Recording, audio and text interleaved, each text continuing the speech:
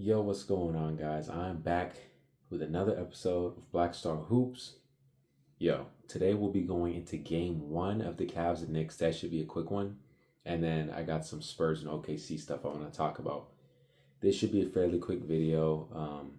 I just watched the Spurs video. I just had some thoughts that I wanted to get off.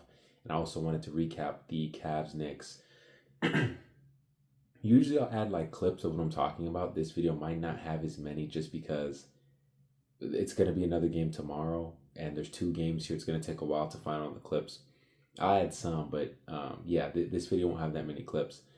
Let's get into game one. Game one, Cavs versus Knicks. This is going to be quick because as crazy as that comeback was, that game was boring to me. That game just wasn't good to me. I have a little bit of notes here. This to me felt like the battle of JV teams. We had like the amazing varsity game 2 days ago, and then we get this. And the name of this game was pretty much Donovan Mitchell versus Jalen Brunson. That's basically it. Donovan Mitchell ended with 29 points, 3 assists, 4 rebounds, 6 steals.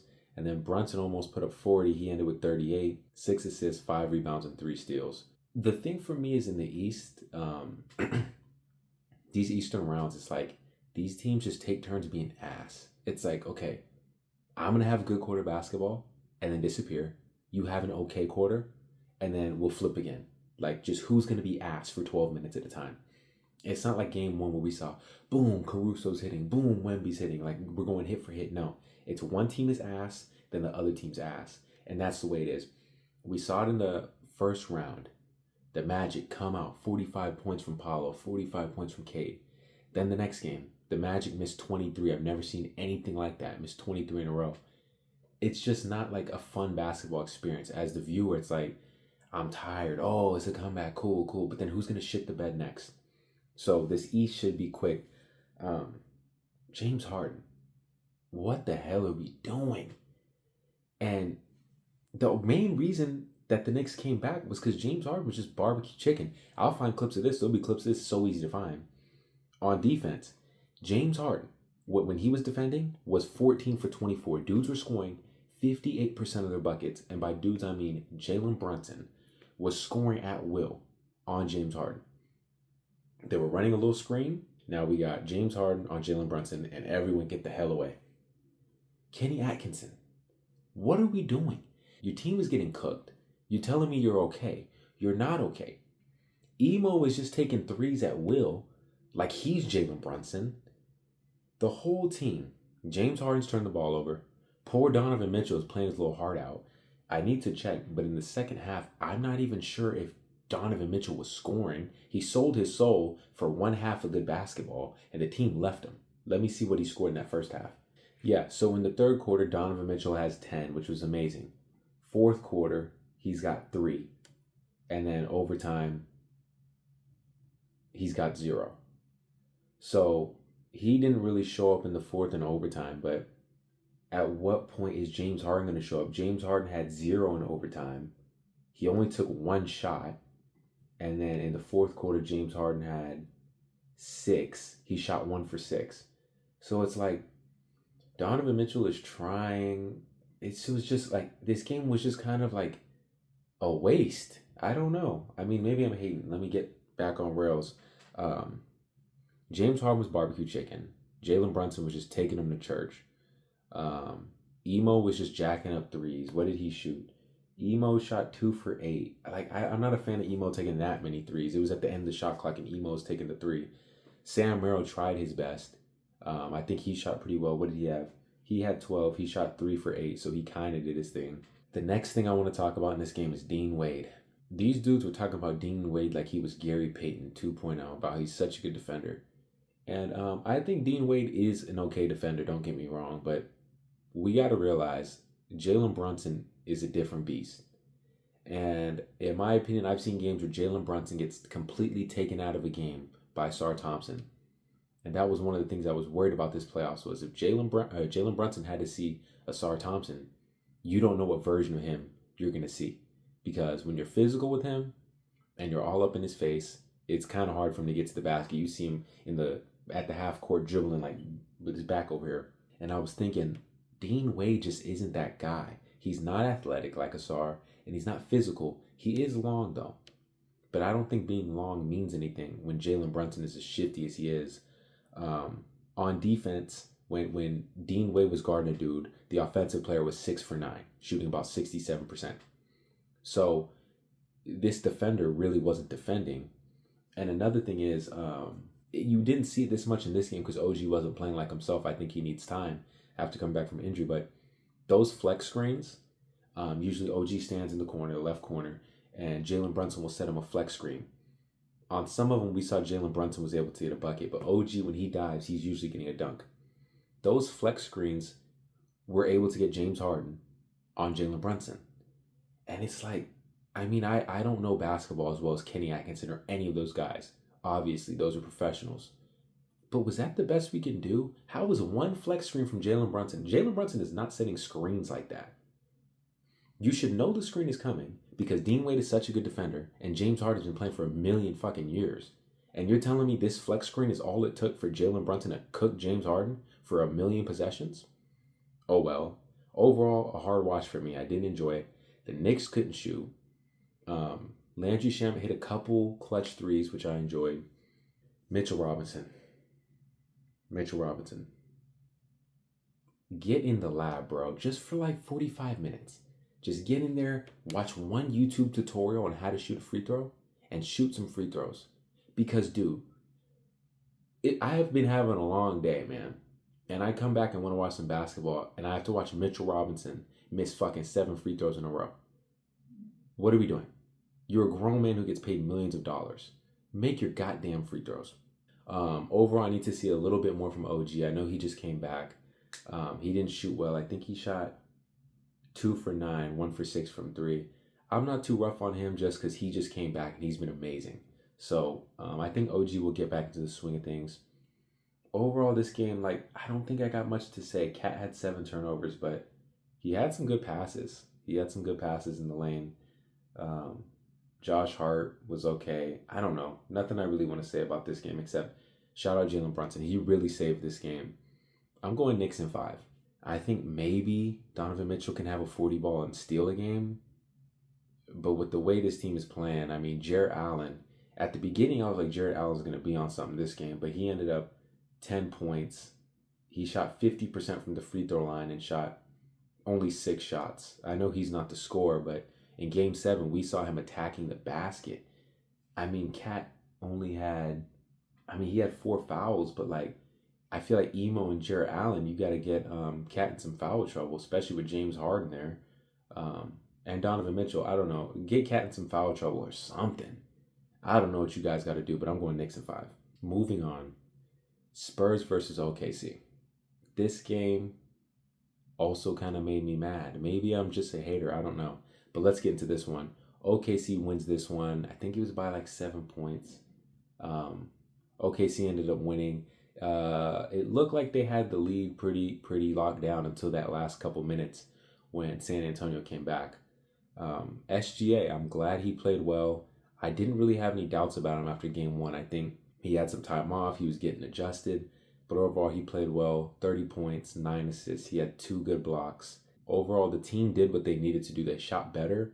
And even if they weren't shooting amazing from 3, they were getting to the rim. I think AJ Mitchell made no threes, but he had 10 points. He was getting to the rim. I think the Thunder fixed what I said in the first video, while the Spurs made the same mistakes. So once again, points off turnovers. OKC had 27 points off 21 Spurs turnovers. They did what they had to do. They were ready to get steals and get in transition. You lost J-Dub. It would have probably been worse even if you had J-Dub. Like, you're lucky he was out. Hopefully he's doing well. Same with Dylan Harper. He played amazing. And then we had Hartenstein with 10 and 13, 8 offensive rebounds. I really enjoyed that game from him, but a lot of grabbing I noticed on Wemby. I mean, Reggie Miller and Jamal Crawford, like, oh, he's beating up Wemby. But I was like, he's kind of just grabbing him. Like, come on. I don't know. I wasn't a fan of that. Chet was okay. I think he had 13 points. Yeah, he had 13 points, shot 5 of 10 from the field. Didn't have any blocks, but played good defense. Something funny, I'll find the clip of this. Chet got a dunk on like the 3rd unit, like Jordan McLaughlin and Julian Champagny and like Harrison Barnes, and he was getting hype. And I'm like, you weren't doing none of this when Wemby was in the game.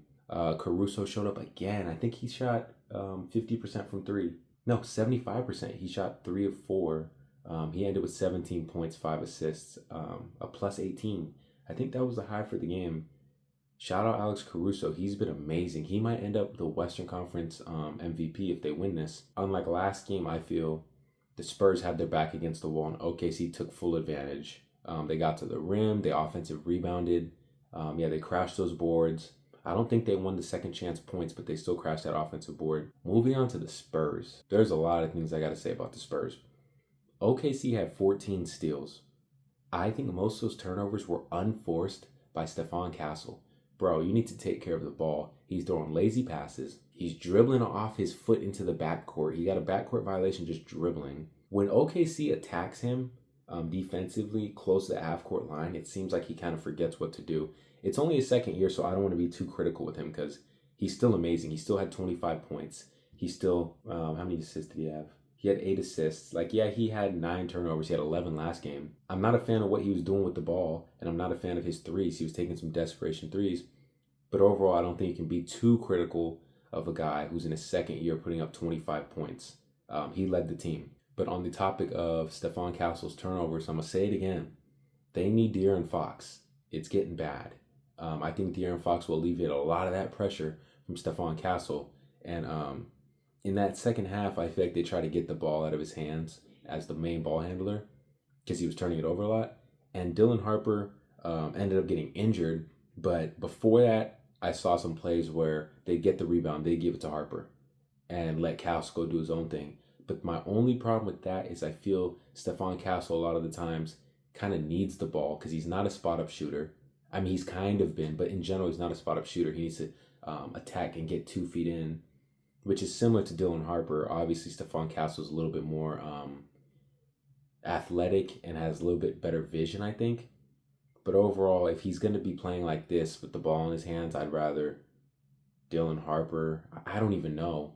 I just need some improvement. 9 turnovers. Like, if in game 3 he does the same thing, you got to try something else. And they tried Jordan McLaughlin, but what is he? He was a -10 with Carter Bryant and Luke Cornett. That was like a death lineup, and not in a good way. Jordan McLaughlin's just too small. Shea was just picking on him. And what I had here was Harrison Barnes, Julian Champagnie, and McLaughlin. Probably the worst defensive lineup I've seen this playoffs. Terrible defensive lineup. Especially Julian Champagnie, man. I talked about him last game. I'm going to talk about him again. Before I even watched the game, I watched a little bit late. Isaiah was texting me. My friend Isaiah, he's like, dude, watching Julian is pissing me off. He shot 1 for 7 from 3. And listen to this. I checked the box score. In the second, third, and fourth combined, he had 3 points. He played 28 minutes. And the thing that sucks is when Devin Vassell's not hitting, he's locking up on the defensive end. When Julian's not hitting, he's either getting blown by or he's in no man's land. I need to find clips of this. If he's not in front of you, so this is the problem I have. In that second half, they're running the blitz on Shea. If you're going to run that blitz on Shea, you acknowledge you're basically playing 4-on-5 because you sent another dude over. Someone's going to be open. And with Wemby down there, it's kind of even because you got such a big dude who can cover pretty much the entire baseline. Julian Champagnie is in no man's land. So now you're playing 3-on-5 because he's not doing anything. He's just there. Like, I need to find a clip because I don't know if this makes sense, but basically you send 2. Julian is guarding nothing, so someone's getting a wide open shot. Overall, just bench the guy, bro. Like, I'm not a fan of this no shooting and no defense. It's just annoying. And he can't put the ball on the floor. He got a lucky lay. It was a hard watch. I want to shout these guys out. Devin Vassell, man. He came to play. He shot 6 for 12 from 3 and ended with 22 points. He sits down on defense. I'm a big fan of him. Shout out Dylan Harper, man. He only had 12 points, but the way he puts the ball in the basket is like a grown man. You would not be able to tell he was a rookie if you didn't know. He plays like he's getting to the basket and he's moving dudes out the way. He came at Lou Dort, I think, on one of the first plays. And even Reggie Miller and Jamal Crawford were like, dude, going at Lou Dort is kind of crazy. This is a rookie we're talking about. Lastly, and most obviously, shout out Wemby, man. 21 points, 17 boards, 6 assists, 4 blocks. I think you'd like to see him a little bit more aggressive on the offensive end. I mean, it's kind of hard when you got your game plan is to stop Wemby, and you got dudes like Chet stepping on his feet and Isaiah Hardenstein just grabbing him the whole game. Wemby played a great game, great defensive game. Castle played good too. Don't get me wrong. I know I'm like kind of hating here. The Spurs made the same mistakes they made game one. And like I said, you cannot do that 2 times when you're playing a team like OKC. Because they're going to see right through you. They're going to game plan for it and they're going to be ready. So I'm hoping in game 3, cut down the turnovers. Julian, pick one. You want to play defense or you want to shoot threes? You got to do one. You had 5 rebounds. You're supposed to be a rebounder. At least get 8 or something like you did in game 1. Because now you're not rebounding. Actually, he did have a few good tips. I'm kind of hating here. But yeah, so that's all I have for this video. Just a lot of complaining. I hope maybe game 3 and game 2 will have something more positive. Overall, shout out Donovan Mitchell, Jalen Brunson, Wemby, Devin Vassell, and Dylan Harper. Yeah, that's all I had, guys. Thanks for watching. Peace.